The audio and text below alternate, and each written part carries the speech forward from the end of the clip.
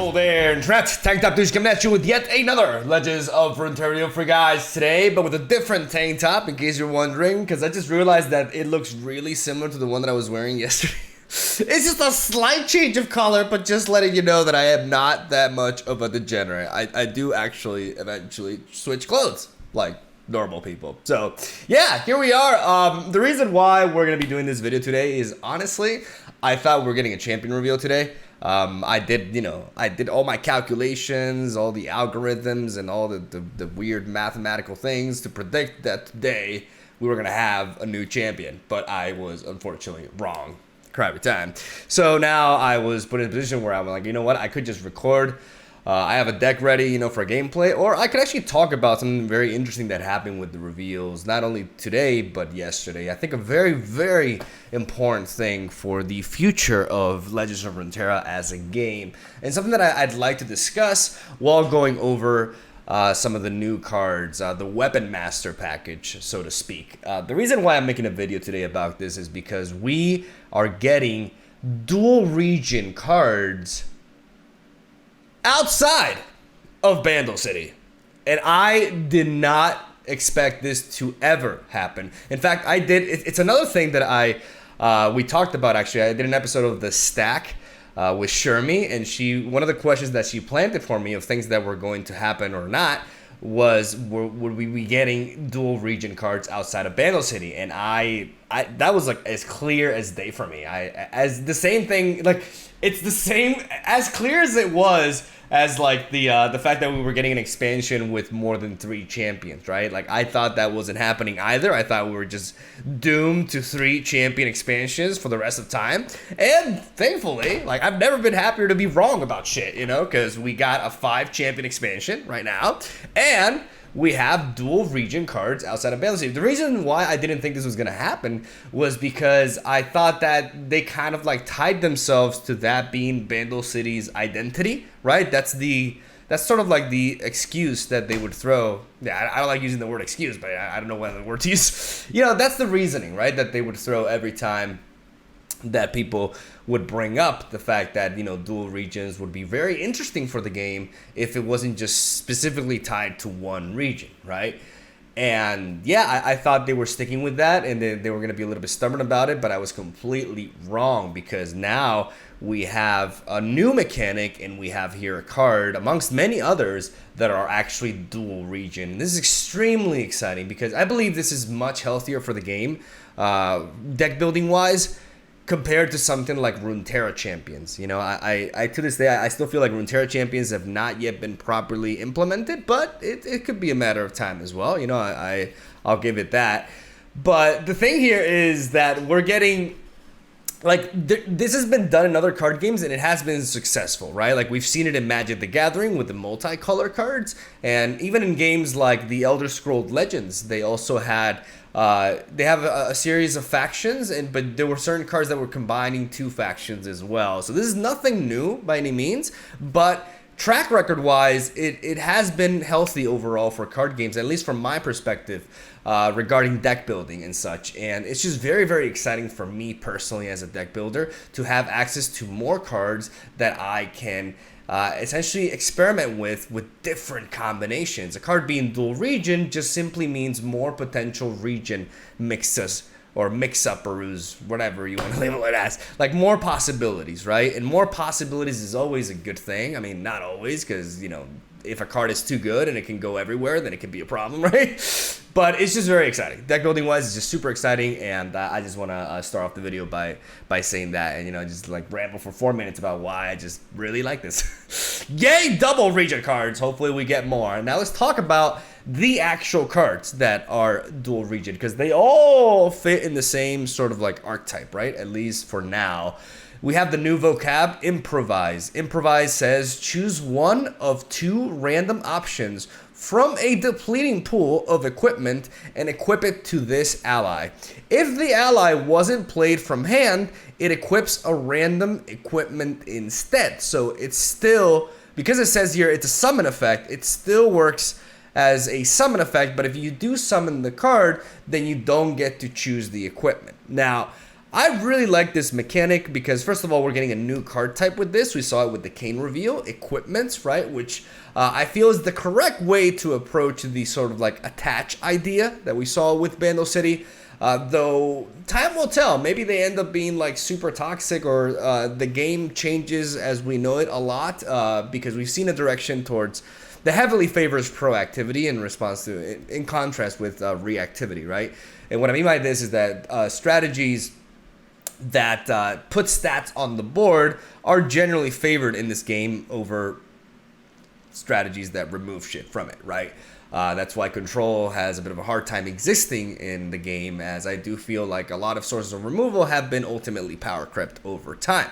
And equipments can lead us further in that direction because ultimately they are buffs, they are enhancements, right? They're a part of the proactive basket. So we got them. They could make removal even worse, and it could lead to more tempo games. We'll see though. It's very hard to evaluate how the meta will shape up without actually even trying the cards to begin with, right? Cool things that I like is the fact that they automatically equip them, right? They come in and they equip something, and in order to balance a 1-drop that does that, we see that we have an ephemeral that cannot block. So effectively a Shark Chariot that doesn't come back. The perk is we're getting an equipment onto it, and that can mean we can equip. We can get a very, very strong stat in 1-drop that can apply a lot of pressure from the get-go, and can also start depleting the pool as well. This is also another thing that I wanted to tackle here, and one of the things that I really like about this design is that, yes, it's a random. We have a random 2 options. There's a series. We're gonna see the weapons themselves. I don't know exactly how many there are, but I think it has to be around like 8 or something like that, right? Maybe I'm like far off, but the cool thing about the depleting pool, what this means is that you have 2 random options, right? When you pick one, then all of a sudden that weapon, that equipment that you picked up will no longer appeal. What am I, a lawyer? Will no longer appear after you continue to improvise from that point onwards in that match. When you improvise a weapon and you take it, you're not going to improvise the same weapon. So the pool itself is narrowing. The more you improvise, the more you can be precise about it in regards to what you want. And I love that. I absolutely love that as a design decision, right? So let's take a look at the weapons here, and let's go over them a little bit. They all have the Runeterra champion logo onto them. You know, they don't have a rarity gem, which means they're not a part of the actual card pool. And here we got the Fix'em 5000. Fix'em 5000 gives +2 power and quick attack. Pato Pain, I like this one, gives +1/+2 and impact. So gives 1 more stat than Fix'em, but gives you a bit of a worse keyword. Sand Worn Amulet also gives the same amount of stats as Pato Pain, but in reverse. Prioritizing more the power over the resilience of the unit, because you're getting an offensive keyword in Fearsome, right? And I like that Pato Pain gives you more health because you're going to be getting that extra damage anyways through impact. So it makes the unit more resilient, like I said, and thus enhances its ability to hit multiple times throughout a match. So good, like really accurate stats for each of these keywords. I think as we move on, we see Fisher Whack, which is going to be one of the cards that's going to be picked up the most, in my opinion, because it gives +2 power and Overwhelm. And we know that granting stuff Overwhelm in this game and being able to do so for 2 mana, or like improvising into it rather, pretty big deal. So Fisher Whack is going to be depleted from the card pool quite often, and the same can be said about something like Upcycled Rake. This is the least amount of stats that a weapon is giving, but for a right reason. You know, we're getting Scout, which is one of the craziest keywords out there, as it effectively allows the unit to attack twice in 1 round. So very, very powerful option there. And then we got the Shepherd's Authority, which is arguably the worst one because it's purely offensive, right? It gives +3/+2. It makes the unit thicker, but it takes away its ability to block. And I think that just makes it the worst option. I could be wrong, but that's how I see it right now. Then we have the combat reel, which is essentially a fishing rod, a great rod like Pokemon, which gives +2/+1, and upon attack, you refill one spell mana, which is really interesting, as it effectively allows you to not ramp, but, you know, kind of like out-tempo the opponent, right? And gives a good amount of stats as well. Like, the combat reel feels pretty solid. And then the Pan O' Pain, gives +2 power, 0 health, but grants tough, which is also extremely useful as a keyword, but perhaps not as powerful as other options. Really impressed by Combat Reel. Obviously, Fisher Whack, Upcycle Drake. Those seem really strong. Fix Him 5000 feels pretty neat, and these are pretty alright as well. But I think Fisher Whack and Upcycle Drake are the best because they're just very strong keywords to give. And Combat Reel is also really, really interesting and harder to evaluate, actually. As we have Fireth, the Reaper of the Sands, is the one drop that we saw earlier. And then we have the Ionian Hookmaster. The Fireth is Shadow Owl Shurima, which makes sense, you know, there's a ephemeral synergy. And yeah, mainly for the ephemeral synergy, right? Like, ephemerals are more prevalent within those two regions than in any other. And then you have the Ionian Hookmaster, who probably likes the Combat Reel. That is a 2-mana 1/1 that, when summoned, improvises. Feels like a really solid 2-drop. Honestly, pretty crazy, because you play her, and then she can be essentially a 2-mana 3/2 that refills 1 spell mana upon attack. She can be a 3/1 with Overwhelm, which is not as crazy, really. Or a 2/1 with Scout. You know, that's actually pretty fair. She could actually be a 1-mana. This is actually pretty wild. She could be a 2-mana 4/3, a 2-mana 4/3 that cannot block, and that's also pretty fair. And then she could also be a 3/1 with Quick Attack, which there is a unit like that in the game, in case you're wondering. I think she's better off being a 2/3 with Impact, or like a 3/2 with Fearsome. I like how despite all these equipments, like, none of them, because of the math, like, none of them make the Ionian Hookmaster OP on its own. She's actually pretty on par with other units. The big difference is you get to choose what she becomes, right? There are some better options for her, especially considering there's one, she only has 1 health. That makes some of these options less good, but it's very nice. And Noxus and Ionia both have access to this unit, which I'm so excited to experiment with these dual region units and see how far or how many options there are regarding deck building, right? At least viable ones. And then today's reveal, we see the Icathian Mirage here. You may be wondering if this is actually a card, but it's not. Again, if you want to see if a card is a part of the actual card pool or not some sort of like token or something that is generated via something else, you look at the gem at the bottom. If it's lacking a gem, that means the card does not exist.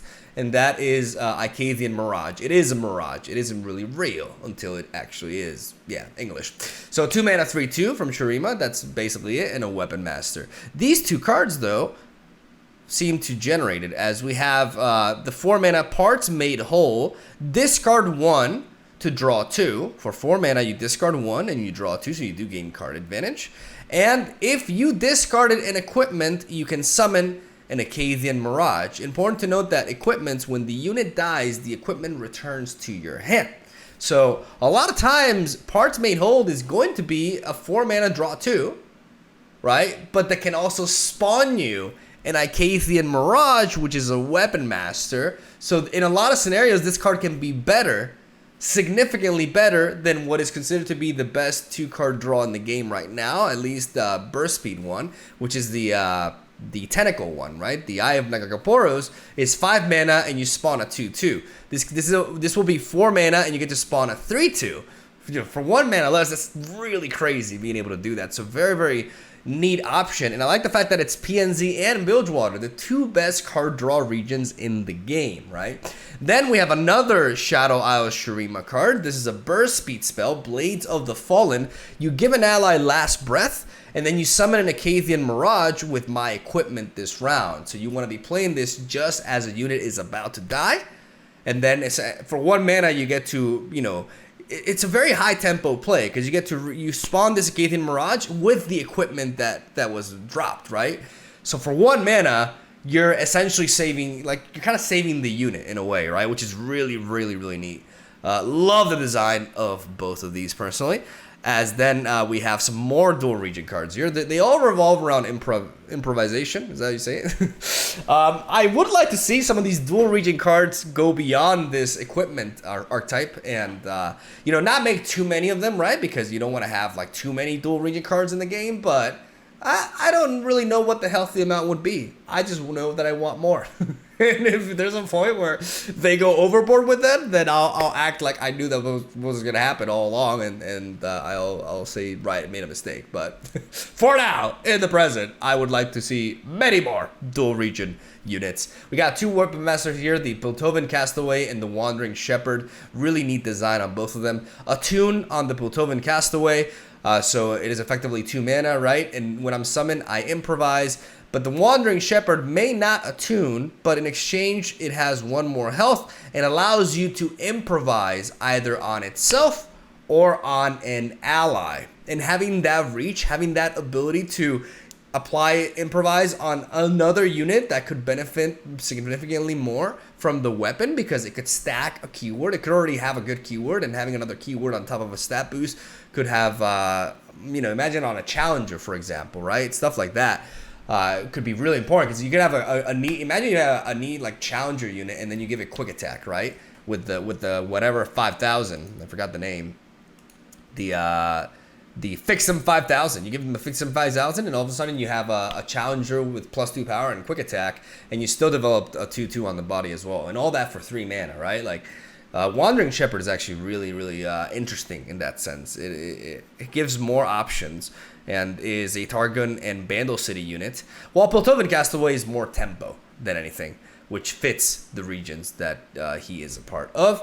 And last but not least, we got Catch, Freljord, and Demacia, one of the least common region combinations you'll see out there, though it is the home for the War Mothers called Ramp, the coolest ramp deck out there.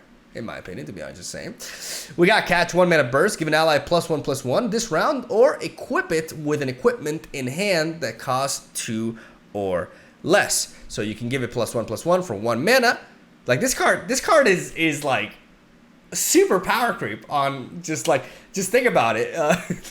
The Lucian's Guns, right? I forgot what the card was called, but there is literally a 1 mana give an ally +1/+1 in Demacia. Now we get a 1 mana give an ally +1/+1 this round. That's not only for Demacia, but also potentially for Freljord as well. And works on top of that, has synergy with equipments too. So this is definitely a clear example of a power creep, but a fine one at that, because it's not like that 1 mana combat trick really sees any play, right?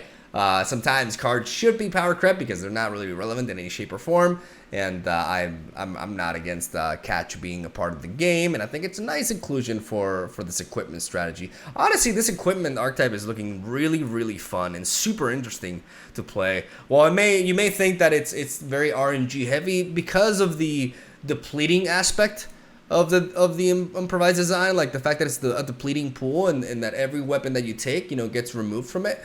I think that's just a super elegant, super neat way to make it more skill intensive. And I feel like this is just a great thing happening for the game. Like getting dual region cards and getting a new card type that actually feels like it's gonna fit the game really well. It's just ultimately very exciting, and I just wanted to make a video talking about that. As tomorrow we'll have a 12-year-old react Andy to the new champion. Who are people mentioning all the time? People are mentioning Ornn, but they're also mentioning Jax. I don't know who Jax is. I know Jax. Like the name is familiar to me because it's actually one of my favorite cards from Duelist. For those Duelist players like Jax Truesight, right? But apparently there's a champion from League of Legends also called Jax, and it's very likely going to be the reveal according to people. Because of these cards. So we'll be looking out for that. And I am going to stop rambling. Thank you guys for watching. Stay tuned for daily Legends of Runeterra content. Let me know what you think about the equipments, the improvised mechanic, and I'd like to hear your opinion. What do you feel about the dual region aspect? Like, do you agree with what I say, or do you think it's ultimately a mistake? Are you as excited about it? And I'm excited about this sort of debate here because it's not as clear ultimately. But it definitely exemplifies change, And I think ultimately it's a great thing, and I'm excited for it. So I'm gonna end it there. Love ya. Have a soul day. Thank you for watching. I'll see you guys tomorrow.